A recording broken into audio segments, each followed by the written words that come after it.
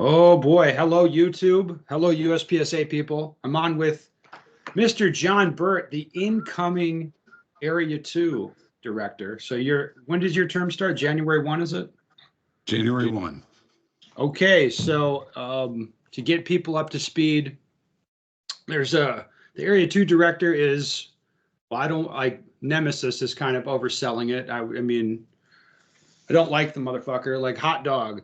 The Area 2 director he ran a guy from the Rio Salado Gun Club as a proxy and against you in the election and fortunately lost. So the probably the worst actor on the board of directors will be leaving and you'll be taking over for him. Yeah, and in fairness, I've spoken with Jim several times. He is a great guy who puts on a great match.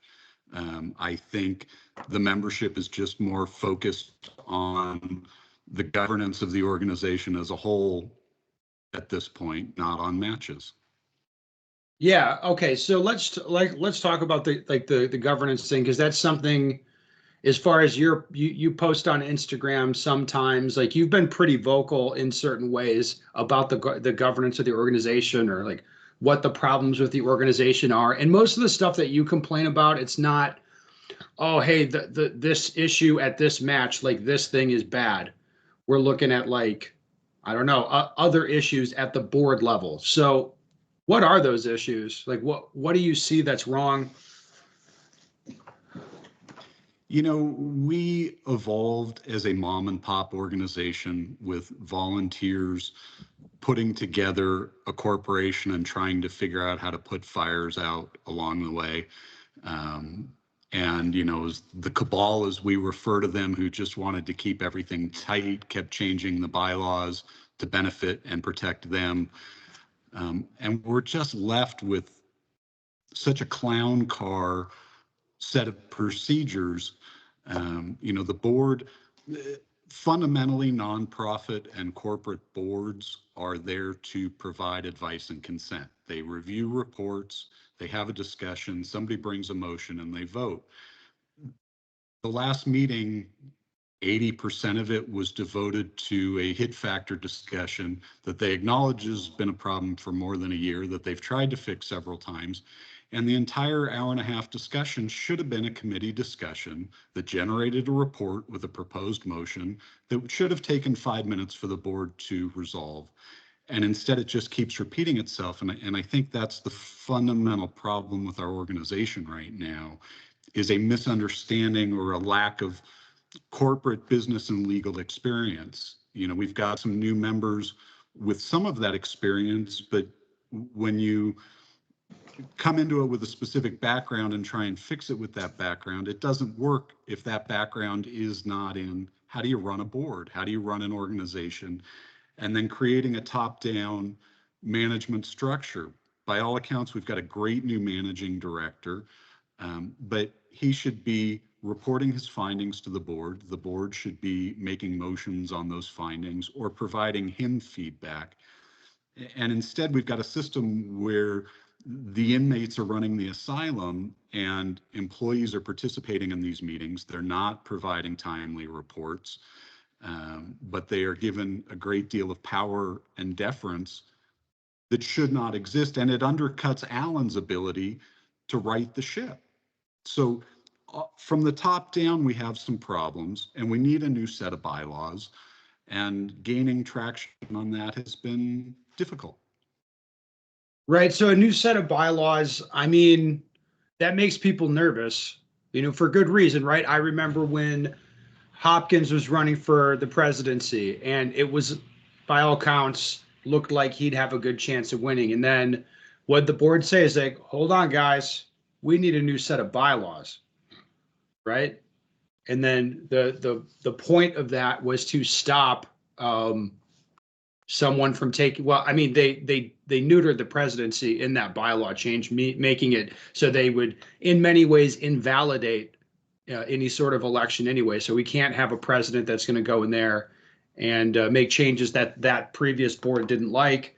And then that, I think that then precipitated another bylaw change and then another bylaw change as they try to kind of like hide the power from the people that they're afraid are going to get it. And now I agree that basically it's gotten to a very strange place, the way the board functions, but it's through all of these kind of maneuvers to protect well, it's not really to protect people, it's to keep the wrong people from having any sort of voice in the organization. Well, and here's why this is different. Back in September, I drafted a brand new set of bylaws that said, hey guys, here's a draft as a starting point for a discussion. And what those bylaws do is completely reverse every single one of those things and put power back in the membership. It puts the members first. It gives the members a right of recall. It creates financial transparency. Right of recall? Absolutely. Oh man, that's interesting. Yeah. Okay. And very clear sets and procedures that make it clear that the board serves at the benefit of the membership. And this is a member-owned organization. It isn't a tiny group of guys who will not communicate with everybody else. And, I just did an informal survey to kind of say, hey, am I on the right page here? What is the membership thinking? And in a very short time, we got more than 600 replies that really confirmed there are some problems. The board isn't communicating. Financial transparency is a significant issue. And, one of the key things that I think is the most consistently heard complaint is Troy needs to go. Yeah, well, I could tell you, like, that dude's been doing tons of damage. What I've always wanted to see, and when I started proposing this, I saw such a reaction from the midwit cabal, like a very strong reaction when I said, "Hey, Troy should have to stand for election." Now, I don't know if I don't think you like that as much as I do, but just the idea that the members can hammer DNROI with their vote and actually remove him, like that would prevent a lot of these issues, because there's no way that guy could stand for election at all. Well, Troy has been elevated by these various bylaw changes to almost a board level position, and he is a board level employee, and that is a huge dysfunction in general. No employee should report to the board. All of the employees should report to the managing director, and then the managing director shares that information with the board. So that's also in the bylaws that I drafted, is just the complete elimination of that from a board level role. Okay. So you're trying to get the sitting board, like you've been sending this stuff to them, and yeah, my understanding is you're letting them know that when you take office, like you're going to be making motions and trying to push this and trying to make these bylaw changes. Yeah, and along the way, I've been trying to share that with as many people as will listen. But yeah, I've got a list of about 15 or 16 motions and a full set of bylaws that I've drafted and proposed. And it's not a take it or leave it. It's, hey, here's a place to begin discussions from on a new set of bylaws that are clean, that have been adapted to our needs and our organization, and fix all of these member concerns, I think. Let's discuss. Okay, so on this is Wednesday morning as we're recording this. I'm planning to post this Friday morning. Now you've got those slides that you wanted to, like, from the survey that you could post to Instagram. Can you post also your proposed bylaws? Or is that feasible? I've got a PDF. I don't know. Maybe a shareable Google Doc just with a link. And then let me do this. I've got a newsletter that I have sent. I've got a couple hundred people already signed up, and I've sent the motions and the bylaws to them. So anybody that wants on that can send me an email to Bert, BIRDT, John, JON, @gmail.com. I'll add you to the newsletter, and I'll send you all of those drafts as they evolve. That's perfect. And then, like, people can see what exactly you're proposing, and then maybe try to, because this is going to be complicated, right? You're talking a whole new set of bylaws. Yeah. It actually isn't that complicated. If we all had a discussion, ironed out our specific concerns, it could literally be passed at the January meeting and take effect. It also removes or changes the position of president to member at large, so that everybody votes on that position and makes it regional director. We're still having a huge issue with records and access to records, and I think a lot of that is because nobody knows who's in charge. But I think as we discussed, I got an Could you explain email. that? The records or access to it, what does that mean? You're having a problem with that? Well, I'll tell you the facts and I'll let the world judge for itself. Delaware, some people saw this previously, we have a provision where any member can send in a request for corporate records.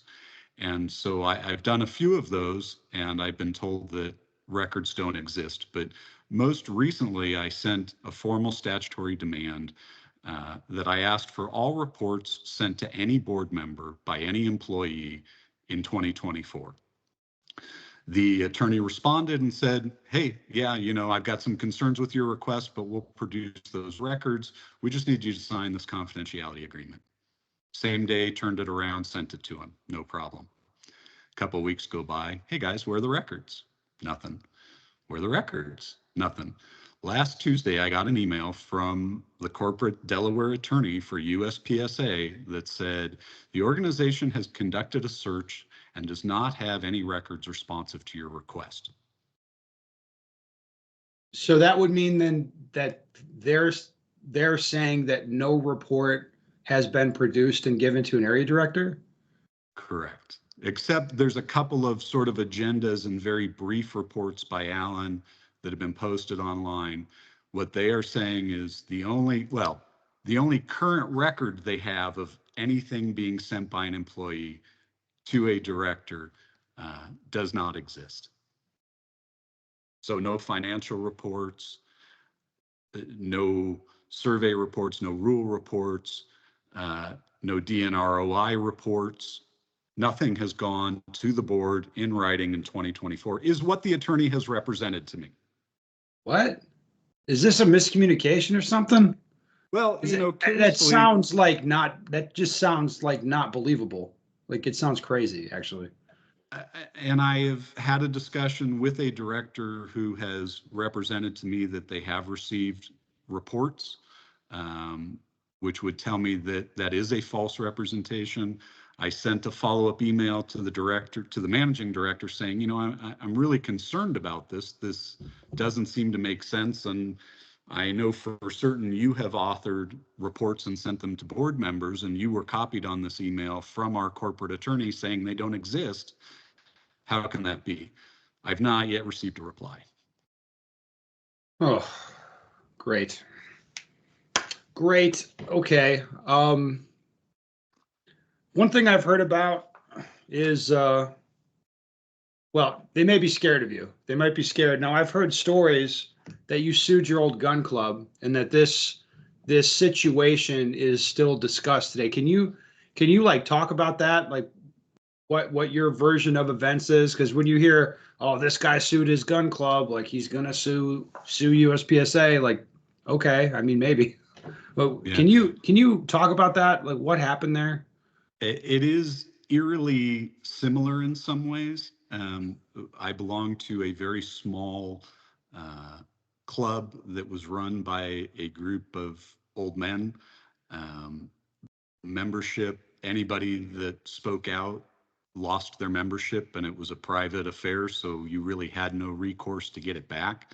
And it was a very valuable asset to have.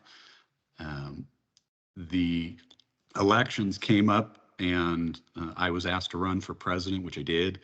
And I got in as president, and I figured some things out and created kind of an action plan and sent a note to all of the members and said, here's where we are and here's what we need to do, but I need your support. And it was a small club, I want to say 120 members, but I got zero response. Well, I got one response from somebody who I'd been working with, but otherwise I got no response. But I went into the first meeting and requested some things, and I was told by the trustees, which apparently was a separate group above the board of directors that nobody really knew about, that they controlled access to everything and I could have nothing. And I said, well, that's not really how this works. And I've been elected president. And I went back to the membership and I asked for support and I got none. But when I reported the trustees' actions, there was an older trustee who I had never even spoke with, who sent out a very long email to all of the membership. And in that email, he accused me of lots of things, including theft and misuse of corporate assets and a long list of very untrue things. And so there were actually 2 related legal actions that were filed, one requesting a retraction for all of the false statements, and one to compel proper corporate management. Again, I sought help from the membership and I got crickets. And they made me an offer essentially that they would fund my skeet and trap shooting at another place and make me whole. And without any support and without any interest of fighting a losing battle, I took a settlement and went and shot skeet at Oak Tree and had a great time and never thought about them again. So yes. Now, would I ever sue USPSA? As a director, I might have a legal duty to do that.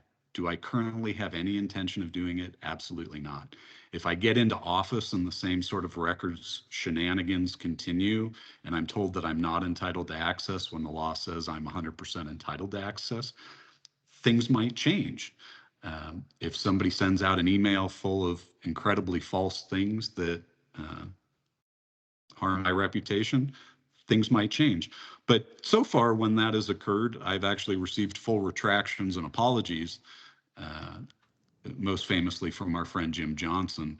And the current lawyer played that same card of my social media posts are false and defamatory to board members. And when I asked for a single example of that, he was unable to do so.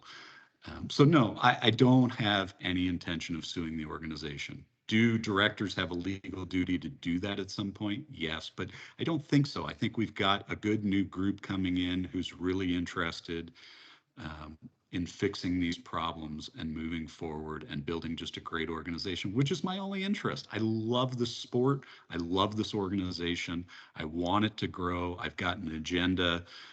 And I want to contribute with the other directors and hopefully move this forward. There are some things that concern me about the ability to do that, but overall, I think the future is bright.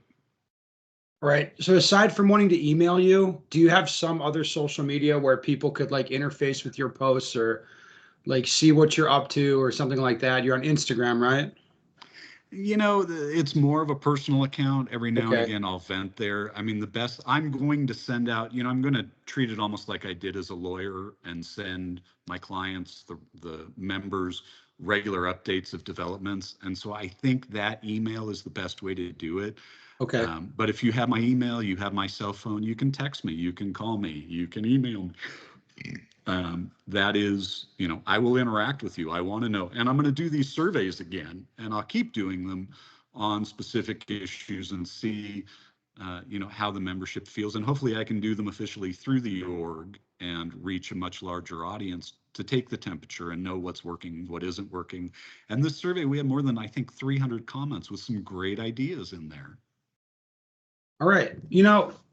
I think this is good. I'm sure there'll be some comments on this video. Like, I don't know exactly what people are going to say, but I mean, this is, I think, a good first step to even explain what it is you're doing, what you're trying to do, and why you're trying to do it. So I do appreciate that. I'll put this up Friday morning, man. So Ben, we'll I see. appreciate you getting the word out there. And, I'll say that the last 6 months, we haven't seen a lot of board action, but the one thing we have seen is your reinstatement, which is just fucking fantastic. Welcome It's funny, back. yes. It's annoying all the right people. Thank you, John. I love it. You got it. Take care, Ben. Thanks.